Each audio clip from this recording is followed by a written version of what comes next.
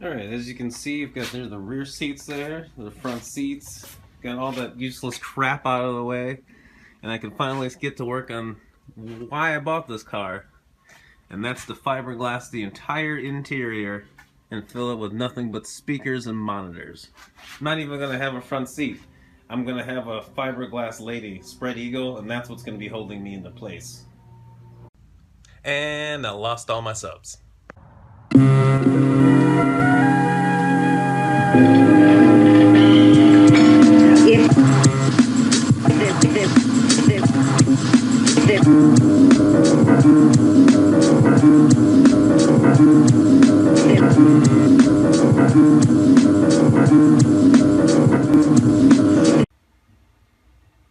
So what I'm going to be doing today is making these rear speakers work. Ever since I've had the car, they have not worked. If you recall, underneath the seat here, there's a bunch of wiring, and I do believe that was for an amp that was powering the rear speakers. So what I'm going to be doing is just bypassing the factory amp, I guess, that makes it the active speaker system that this has, and I'm just going to be wiring the speaker directly to the radio. So the first thing I'm going to do is get the whole dash apart and get the radio out so I can kind of mock up how I'm going to run the wires and make sure everything is working. The first thing to get the dash out, you're going to want to pull out your ashtray, and there are going to be two screws there. Then you want to pull off your shift boot, and then there are going to be two bolts, if I can get in there. One is right there, and the other one is just in that corner. So you pop those two out, and then there are going to be a line of bolts up and down here, up and down the radio on either side, which we will get to in just a moment. So now we have the front plate off, and the radio and everything is pretty much exposed. Now to get these two units are going to come out together, and this one's going to stay in. You can see there, and then this one here. Same thing with the other side. So you have 6 bolts total, and then this unit should come out. Alright, as you can see, I've got the dash off. Here's the wiring harness for the new radio, or whatever non-OEM radio here. It is easier just to go ahead and pull this entire unit off and just disconnect your AC and HVAC unit, so you have a lot more room to work with. Now, for the new harness that would come with the radio, or any new harness besides the OEM one, the colors you're going to be looking for the rear speakers are going to be the purple and the green.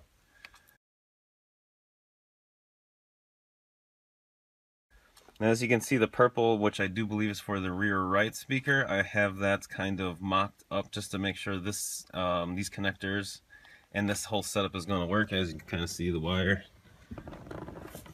is just kind of thrown back in there to make sure it all works, and it does. So now what I'm doing, using these style connectors here, you can get them from any auto parts store. I do need a couple more of them because, of course, the pack that I got is one shy for all the ones I need. But so I'm going to connect those connectors here and get everything kind of run and set up. Because to hide all of the speaker wire and everything, probably going to have to rip apart the back seat so I can hide the wire professionally and not have it looking like what they've done here. So I'm going to go ahead and get these connectors and everything mocked up, and then I can go ahead and figure out how I'm going to run these wires. Okay, so the next thing we need to do are take out the rear seats. And to do this, we have to take out the bottom piece first and then the top piece. Now, it took me a while to try to figure out how to do this, and mad shout out again to Nelson over at NelkelJDM Vlogs for showing me how to do this. And this is the method he used, and this is the method I'm going to show you. Got himself a 22mm wrench. I'm sure you can get an adjustable one, but something that has about this much space between the two prongs. What you have to do is get underneath the front seat here. And what you're going to do is essentially take this, find where the clip is. Oh. Essentially what you're going to do is take this and find out where the clip is. Oh, you can kind of hear it right in there. Wedge it between, and then just kind of pop it up. Now you can see there's the clip, there's the hole it comes into, and then we'll do the same thing with the other side, and then this will just kind of lift out of the back. Also, if you want to get this back in, this method also works very well. What you do is you just wedge this between there, give it some forward force, and then it just kind of drops down into the hole. You just kind of sit on it to get it to lock back into place. Alright, I have gotten everything. I've gone overboard. I've taken everything completely out of the car. I've finally gotten all those wires. This pile of wire that was underneath my seat for God knows what reason. My assumption is for a amp that was driving the rear speakers, which is why they don't work, which is why I have to do this. You can see I've got the rear speaker wires actually kind of run and separated and all that kind of thing. I'm going to do it professionally because I don't want to do this again. I'm going to make them work and leave it alone. So I'm going to put it underneath all the carpeting, nice and professional. Clean all this up. Now that I have the back seats out, I do want to clean them, and I noticed this sound deadening or anti-vibration or whatever it is looking a little sad. So I might run over to like Home Depot or something to see if I can find an option. And there goes my seat. See if I can find like rubber matting or something that I can just kind of adhere to that. Because I do have a rattle in the back seat, which is another reason why I wanted to do this. I actually thought it was the parcel shelf back there, but now that I'm looking at the rear seat, if you look on the top right corner where the areas is kind of peeled back there, I think it's actually vibrating on the back of the seat. So as you can see, is just all metal. So I think this is what's vibrating against that. But we'll get all these cleaned up and put it back in. Alright, pretty much all the wire run. I went through the back. Here, I'll show you. Still have to zip tie all this up and everything, but that's where I fed it through with the wiring loom. Ow, my head. Oh, that really fucking hurt. Ow! As you can see, I've got it zip tied in with the wiring loom here. All the way down. Still have to zip tie it up here, but here you can see my new connectors. See, this is the green, so this is rear left, purple is rear right. So all we have left to do now, since I have the runners back in, I have all the panels back in, all the carpeting is pretty much back together. So I'm gonna run to Home Depot and see if I can find something to replace this matting with, and then I can put the rear seats in, front seats in, dash, and we're good to go.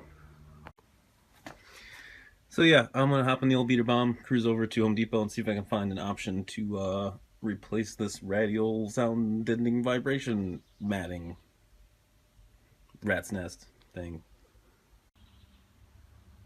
So I have the dash all back together, made sure everything is working good, and it is.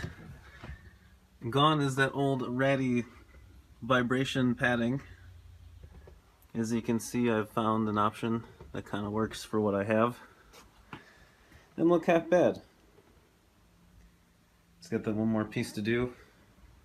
Here's the piece I have yet to trim. What I got was activity floor tiles.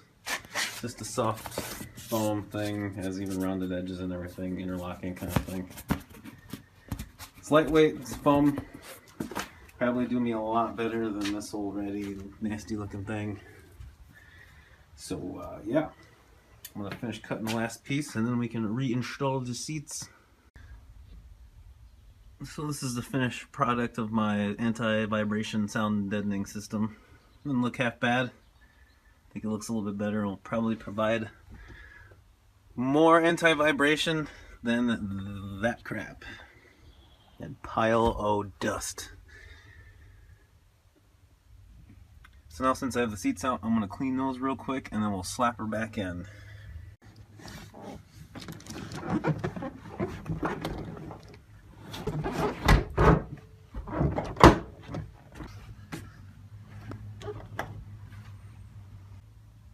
Now, as you saw, hanging this thing is similar to hanging like a door panel. There are 3 hooks on the very top edge. So what you want to do is put the backrest about as far back as you can against the rear bulkhead and then kind of slide it back down while putting force on the very top of it so you can get it clipped in. And then you have the two 10 millimeters on the bottom there. Also, when you go to do these two bolts up, make sure you do it like this with the seat belt on the outside and not like that, like a dummy. So that's essentially it. First we need to get our seat belts through.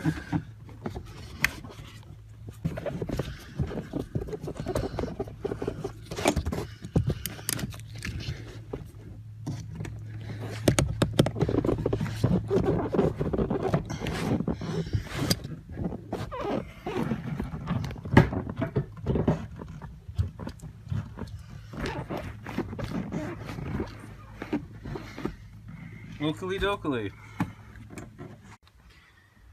So after getting everything back in and everything connected, I realized that these speakers are blown horribly. Probably the original speakers. They do work, but not very well. So I got myself a nice little set of Kenwood's something or other, Road something.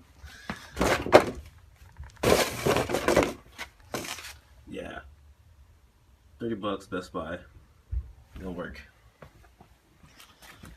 Obviously we know how to get the seat off now. Now to get this parcel shelf or speaker shelf or whatever you want to call it off, it is essentially a series of clips, or 5 clips. You can see lined up there. And actually the one there is broken. And those clips go there, there, there. Essentially all you have to do is just slide a screwdriver underneath there and pop it up, and it'll pop right off, and then you can slide the whole shelf out. So now I'm going to go ahead and take these speakers out and get this wrapped up. This is one of those new futuristic coneless speakers. Yeah, that's horrible.